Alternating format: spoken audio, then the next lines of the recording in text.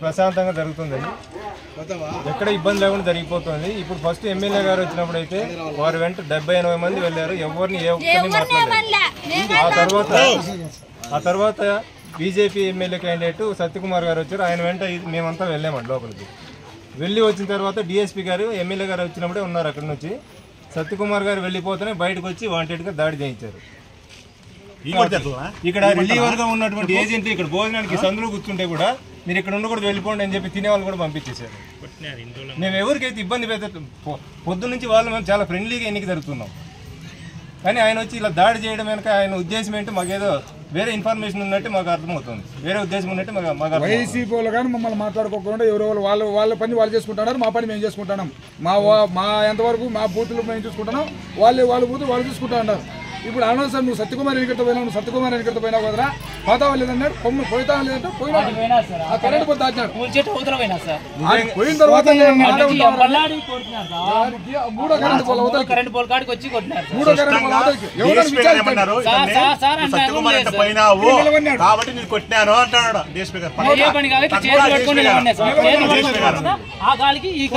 ఇక్కడ కూడా రండి, వీళ్ళ ఇంటి దగ్గర ఇంట్లో ఉన్న వాళ్ళు మా ఇల్లు అన్నా కానీ నీవు అంటావు.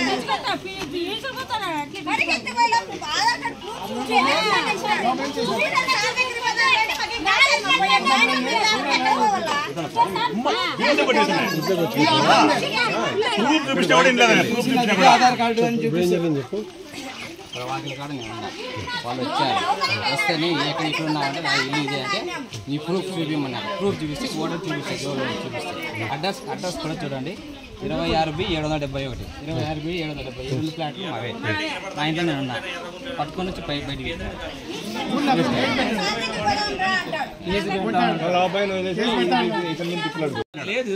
అసలు ఏదే బీవసం కొట్టినాడు, ఆవందన కొట్టలేదు నన్ను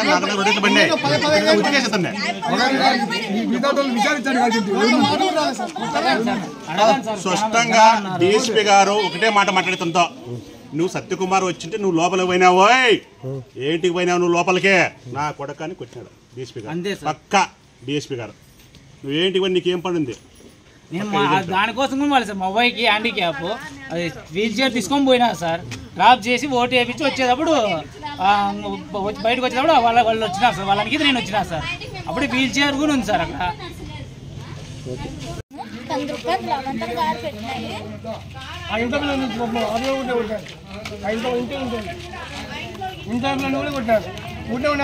సార్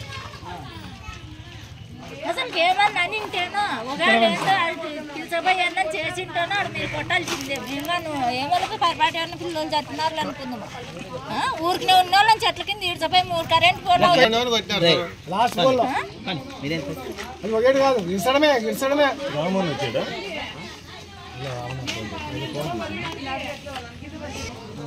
ఎమ్మెల్యే వస్తే 80 మంది వెనకంటి పోయారు, ఏ ఒక్కరిని ఏమన్నారు.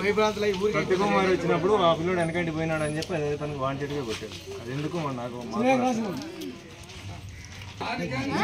ఇక్కడ ఇబ్బంది లేకుండా జరిగిపోతుంది. డిఎస్పీ గారు వచ్చి అనవసరంగా పెట్టాడు, దీని వెనక ఉద్దేశం మాకు అర్థం మా తరఫున క్షమించడానికి మేము కూడా ఊహించుకున్నాం. అన్నం తింటున్నాము, బయటకు వచ్చి అన్నం తింటుండే వాళ్ళని కూడా తినేవడం లేదు, పరిగెత్తండి.